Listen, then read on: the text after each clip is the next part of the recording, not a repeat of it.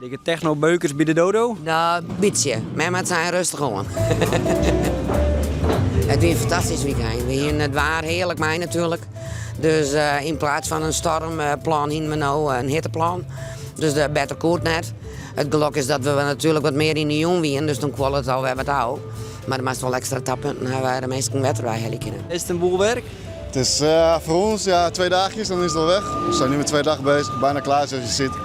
En daarna lekker naar huis. Zijn jullie zelf ook even op het festival geweest? Zijn hier zelf ook even bezig kijken. Ja. Mooi daar gezeten, mooi in de VIP, was echt een mooi feestje. Oeh, in de VIP. En wat zijn de voordelen van de VIP? Gratis drank en gratis eten. Ja? Ja. Nog een kaart ervan of valt het mee? Nee, dat niet hoor. Nee, dat is snel genezen. Ja. Wel wat gewend. Ik had dit hier echt genoten. Ja, we hadden gewoon een hele goede groep vrijwilligers zou wij om ons heen. En van wat geniet dan het meest? De artiesten, de sfeer? Natuurlijk de artiesten, maar vooral dit hier voor je de sfeer op het plein weer gewoon fantastisch. En als ik dan echt zeg hoe de vrijwilligers genieten, dan geniet ik helemaal.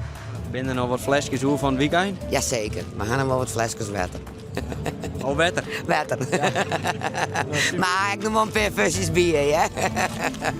Nee, dat hier maar we altijd wel even gezellig samen zitten. Dus,